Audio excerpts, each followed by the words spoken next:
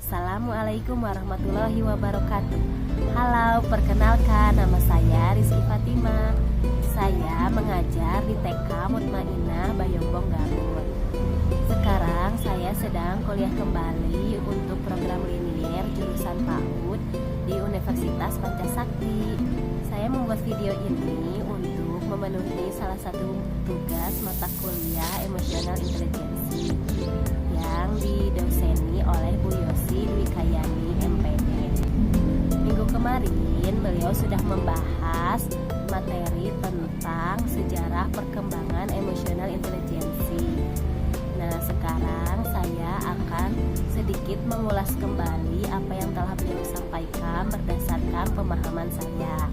Berikut adalah PPT yang telah beliau buat. Slide pertama berisi judul mata kuliah yang didoseni oleh Bu Yosi, yaitu Emotional Intelligence. Slide selanjutnya berisi judul materi yang disampaikan Bu Yosi pada pertemuan minggu kemarin, yaitu Sejarah Perkembangan Emotional Intelligence menurut Daniel Goleman. Selanjutnya, slide ketiga berisi perbedaan emotional intelligence dan emotional quotient. Dua istilah ini biasa digunakan dalam materi emotional intelligence. Apa yang membedakannya? Yaitu dari kata intelligence dan quotient. Intelligence sendiri artinya yaitu potensi yang dimiliki seseorang untuk beradaptasi dengan lingkungannya. Sedangkan quotient sendiri adalah alat ukur atau satuan ukur untuk mengukur intelijensinya seseorang. Sama seperti IQ untuk mengukur kemampuan seseorang, emotional quotient pun adalah alat ukur untuk mengukur emosionalnya seseorang. Jadi istilah yang tepat untuk digunakan adalah emotional quotient. Slide selanjutnya menerangkan tentang siapa yang pertama kali mengenalkan istilah emotional intelligence pada dunia. Jadi sebelumnya belum ada istilah emotional intelligence. Emotional intelligence baru dikenal pada tahun 1985 yang dikenalkan oleh Wayne Payne dalam disertasi doktoralnya yang berjudul The Study of Emotion, Developing Emotional Intelligence. Nah, dari situlah muncul istilah emotional intelligence. Kemudian istilah emotional intelligence mulai diteliti oleh beberapa profesor psikolog lainnya. Di antaranya ada profesor psikolog yang bernama John D. Mayer beserta Peter Salovey. Mereka berdua meneliti kembali tentang istilah emotional intelligence. Barulah pada tahun 1995 muncul buku tentang emotional intelligence yang ditulis oleh Daniel Goleman yang berjudul Mengapa Emotional Intelligence Lebih Penting Daripada EQ. Nah, baru di sini diterangkanlah tentang EQ menurut Daniel Goleman. Dalam buku Daniel Goleman, beliau membagi kompetensi EQ menjadi beberapa poin. Yang pertama, kesadaran diri. Yang kedua, kemampuan mengelola emosi. Yang ketiga, bagaimana menggunakan emosi secara positif. Yang keempat, kemampuan berempati. Yang kelima, hubungan sosial. Dalam buku berikutnya, beliau meringkas kembali kompetensi EQ menjadi kesadaran emosi. Yang kedua, penyadaran emosi. Yang ketiga, kemampuan orang untuk memotivasi. Yang keempat, empati. Dan yang kelima, hubungan sosial.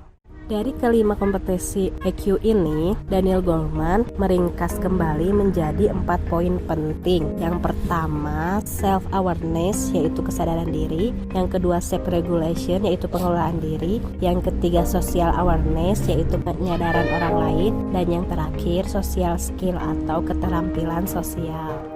Jadi, menurut Daniel Goleman, emotional quotient berarti kemampuan untuk mengelola diri dan orang lain yang mencangkup kemampuan untuk menyadari dan mengelola diri serta kepekaan terhadap orang lain dan mengelola hubungan yang positif dengan orang lain. Kemudian pada slide selanjutnya diterangkan tentang 4 dasar kompetensi EQ tadi. Yang pertama self awareness atau kesadaran diri. Jadi dari sini kita belajar untuk menyadari emosi diri sendiri. Kemudian kita juga belajar self assessment atau penilaian terhadap diri sendiri. Terus bisa timbul rasa percaya diri. Pada tahap selanjutnya yaitu self regulation, yaitu pengelolaan diri. Jadi dari sini kita belajar kontrol diri, mempercayai dan dipercayai, disiplin dan tanggung jawab, kemampuan adaptasi, dan inisiatif. Kalau kita sudah menyadari emosi diri kita sendiri, kita juga bisa belajar social awareness atau penyadaran orang lain. Dari sini kita belajar empati, orientasi servis, dan penyadaran organisasi. Nah, yang terakhir kita akan mampu untuk social skill atau keterampilan sosial, yaitu membangun hubungan dengan orang lain, mempengaruhi komunikasi, manajemen konflik, kepemimpinan, katalis perubahan, membangun ikatan, dan kerjasama serta kolaborasi. Slide selanjutnya menerangkan tentang topik ini, yaitu emotional intelligence. Jadi dosen mengharapkan kita sebagai mahasiswa yang menyelesaikan mata kuliah emotional intelligence ini mampu menunjukkan keterampilan emotional intelligence, yaitu diantaranya seperti self awareness, self regulation, self management, relationship management, motivation, problem solving, empati, keterampilan sosial, dan keterampilan berpikir EQ, serta bisa mempraktekkan keterampilan emotional intelligence ini dalam kehidupan sehari-hari. Yang terakhir, Bu Yosi membagi topik emotional intelligence menjadi 12 pembahasan. Topik ini yang menjadi materi pada mata kuliah emotional intelligence pada perkuliahan semester ini. Terima kasih. Sekian PPT yang sudah diterangkan Bu Yosi pada pertemuan perkuliahan minggu kemarin. Itu saja sedikit ulasan yang bisa saya sampaikan berdasarkan apa yang saya pahami. Mohon maaf apabila ada kekurangan dan kesalahan, karena kesalahan mutlak milik saya dan kebenaran hanya milik Allah. Terima kasih. Wassalamualaikum warahmatullahi wabarakatuh.